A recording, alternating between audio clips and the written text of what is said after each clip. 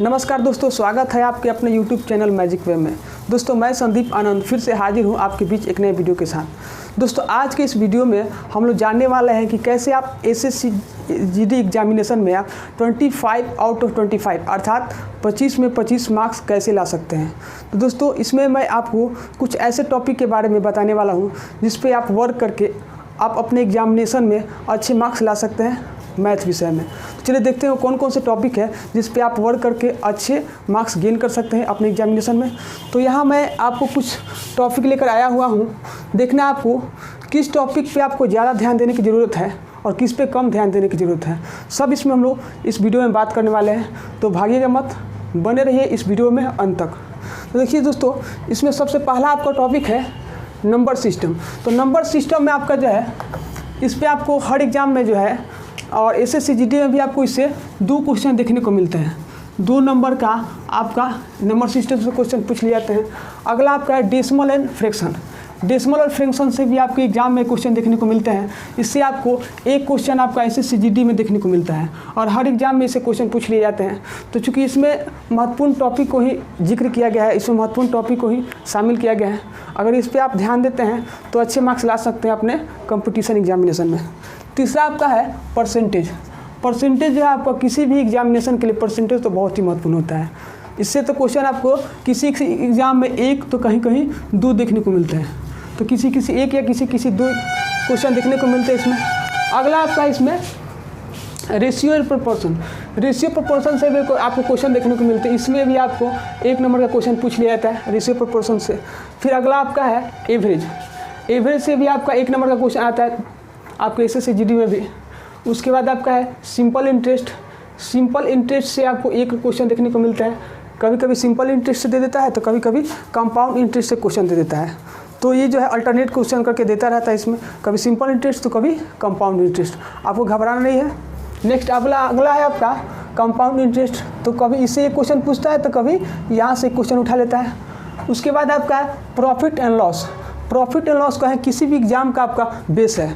किसी भी एग्जाम को अगर क्रैक करना है तो प्रॉफिट और लॉस पे तो आपको कमांड करना ही पड़ेगा। इससे आपको 2 क्वेश्चन एग्जाम में देखने को मिलते हैं प्रॉफिट लॉस से। उसके बाद आपका है डिस्काउंट। देखिए डिस्काउंट से भी आपको जो है 1 क्वेश्चन देखने को मिल जाता है। डिस्काउंट से आपको SSC GD हो या कोई भी एग्जाम हो तो अगर आपको डिस्काउंट से भी 1 क्वेश्चन देखने को मिल जाता है। ठीक, अगला है आपका मेंसुरेशन।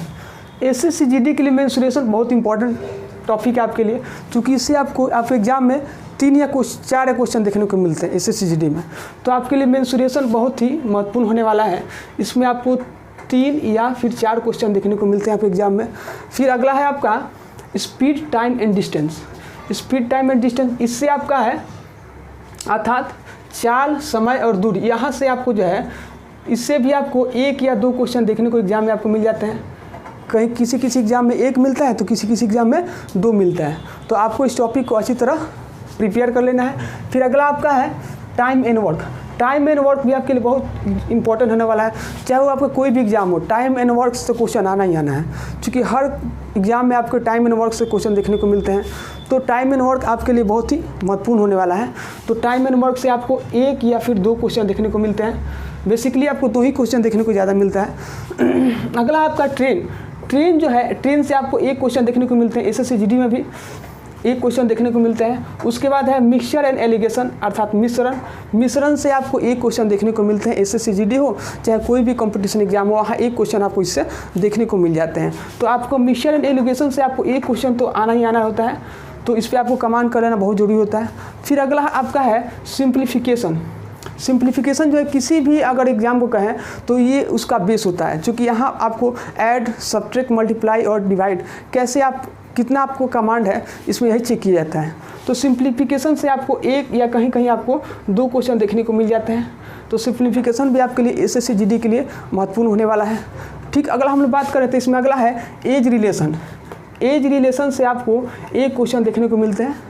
ऐसे एग्जामिनेशन में आपको 1 क्वेश्चन ही मिलेंगे SSC एज रिलेशन से। अगला उसके बाद है आपका पार्टनरशिप। पार्टनरशिप से भी आपको 1 क्वेश्चन पूछ लिए जाते हैं। तो SSC GD में चांस है कि आपको 1 क्वेश्चन पार्टनरशिप से आ जाए। उसके बाद आपका वॉल्यूम से भी आपको 1 क्वेश्चन देखने को मिलते हैं ऐसे एग्जामिनेशन में। उसके बाद है बोट एंड स्ट्रीम। अर्थात नाव और धारा। नाव और धारा से भी आपको एक क्वेश्चन देखने को मिलते हैं हर एग्जाम में आपको। उसके बाद आपका है square and square root, cube root, ये आपको जो है इससे क्वेश्चन आपको एक क्वेश्चन देखने को मिलता है। SSCGD हो या कोई एग्जामिनेशन हो तो उसमें एक क्वेश्चन यहाँ बोट एंड स्ट्रीम से क्वेश्चन एक देखने को मिल जाते हैं। फिर अगला है LCM एंड CF। LCM और CF से आपको एक या दो क्वेश्चन इस एग्जाम में आपको देखने को मिल जाएंगे। ठीक है, तो चलिए इसको हम लोग देख लेते हैं। नंबर सिस्टम अर्थात संख्या पद्धति से आपको दो क्वेश्चन मिलेगा। डेसिमल एंड फ्रैक्शन अर्थात दशमलव और भिन्न से एक क्वेश्चन आएगा। परसेंटेज अर्थात प्रतिशत से किसी में एक एग्जाम कहीं कहीं एक क्वेश्चन पूछता है तो कहीं कहीं दो क्वेश्चन पूछ लेता है। तो परसेंटेज अर्थात प्रतिशत से आपको एक या दो क्वेश्चन आते हैं। फिर अगला है आपको रेशियो एंड प्रोपोर्शन अर्थात है ना अनुपात और समानुपात से, यहाँ आपको इससे एक क्वेश्चन देखने को मिलता है। उसके बाद एवरेज है, एवरेज यानी औसत, औसत से आपको एक क्वेश्चन देखने को मिलता है। उसके बाद है सिंपल इंटरेस्ट या कंपाउंड इंटरेस्ट, तो कभी कभी सिंपल इंटरेस्ट से क्वेश्चन उठा देता है तो कभी कभी कंपाउंड इंटरेस्ट से क्वेश्चन इसमें उठा देता है। तो वहाँ आपको एक या क्वेश्चन या दो क्वेश्चन देखने को मिलते हैं इसमें। उसके बाद profit and loss, profit and loss तो आपके लिए बहुत ही महत्वपूर्ण होने वाला है क्योंकि ये एग्ज़ाम का बेस है। अगर आपको नहीं पता होगा तो आप भूल ही जाइए एग्ज़ाम क्रैक करना। तो ये जो है प्रॉफिट एंड लॉस अर्थात लाभ और हानि आपके लिए बहुत ही महत्वपूर्ण टॉपिक है। उसके बाद डिस्काउंट अर्थात बट्टा से आपको एक क्वेश्चन देखने को मिलता है, ये भी आपके लिए महत्वपूर्ण टॉपिक है। मेंसुरेशन मतलब क्षेत्रमिति से आपको, चूँकि इस एग्ज़ाम में आपको 3 या 4 क्वेश्चन देखने को मिल सकते हैं इस एग्ज़ाम में, तो वहाँ आपको 3 या 4 क्वेश्चन आपके लिए होने वाले हैं। अगला आपको स्पीड, टाइम एंड डिस्टेंस अर्थात चाल, समय और दूरी, यहाँ से आपको एक या दो क्वेश्चन आएंगे। उसके बाद टाइम एंड वर्क अर्थात समय और काम, इससे आपको दो क्वेश्चन देखने को मिलेंगे, एक या दो क्वेश्चन हर एग्जाम में पूछा जाता है टाइम एंड वर्क से। उसके बाद ट्रेन अर्थात रेलगाड़ी से भी आपको एग्जाम में क्वेश्चन रहते हैं और एक क्वेश्चन इससे देखने को मिलते हैं आपको। उसके बाद आपका है मिक्सचर एंड एलिगेशन अर्थात मिश्रण चैप्टर, जैसे इसमें मिलेगा कि दूध में पानी को कितना मिलाया जाए, चावल में कंकर को कितना मिलाया जाए, तो ऐसे क्वेश्चन आपको एग्जाम में देखने को मिलते हैं। तो इससे ज़्यादा नहीं, आपको एक क्वेश्चन देखने को मिलते हैं एग्जाम में। अगला आपका है सिंप्लीफिकेशन, अभी जस्ट बताया था सरलीकरण, आपको कैसे कितनी जल्दी से आप क्वेश्चन को सॉल्व कर पाते हैं, आपका जोड़ घटाव गुना भाग पर कितना कमांड है, यही इसमें सब चेक किया जाता है आपके एग्जाम में। अगले बार उसके बाद एज रिलेशन अर्थात आयु संबंधित प्रश्न जो है, तो आयु संबंधित प्रश्न आपको 1 नंबर का क्वेश्चन इसमें पूछ लिया जाता है। फिर अगला है पार्टनरशिप अर्थात साझा, तो साझा से आपको जो है, जैसे अगर दो दोस्त जो है कोई पैसे लगाकर कोई बिजनेस शुरू करते हैं, तो जब लाभ के अंत में जो है कितना हिस्सा उनको बांटा जाएगा, ये सब ऐसे क्वेश्चन आपको पार्टनरशिप में देखने को मिलते हैं। उसके बाद वॉल्यूम अर्थात आयतन, जैसे आपका कह देगा कि जैसे क्यूब हो गया, क्यूबोइड हो गया अर्थात घन या घनाभ का आपको आयतन निकालने के लिए कह देगा।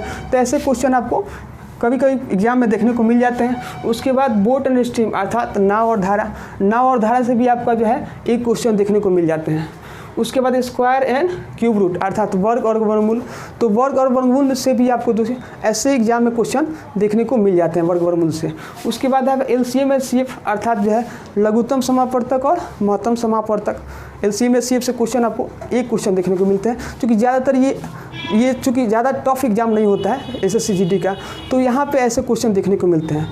तो आपको एक या दो क्वेश्चन देखने को मिल जाते हैं। ज़्यादातर आपको जो LCM संख्या देकर आपको LCM ही निकालने के लिए पूछ लिया जाता है, तो ऐसे क्वेश्चन देखने को मिलते हैं।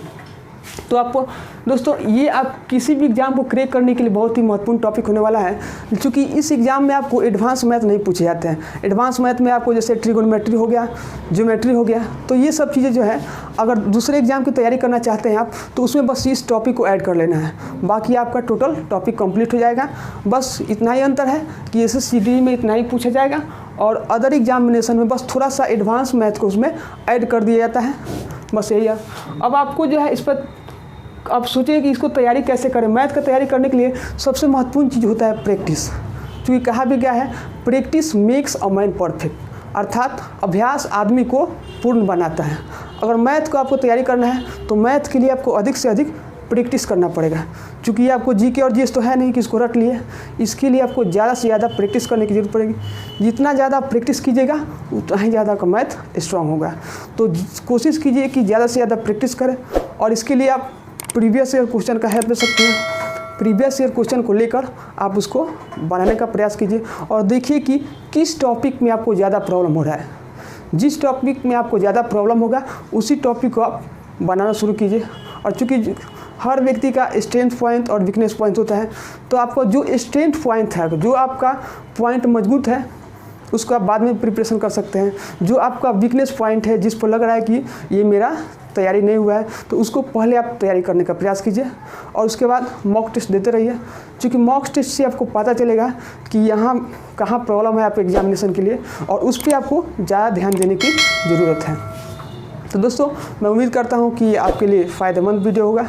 और हाँ, अगर आप मुझे फेसबुक या टेलीग्राम पे अगर फॉलो करना चाहते हैं तो नीचे डिस्क्रिप्शन में लिंक दिया हुआ है, आप मेरे टेलीग्राम ग्रुप या फेसबुक ग्रुप से आसानी से जुड़ सकते हैं और अपने तैयारी को और मजबूत बना सकते हैं।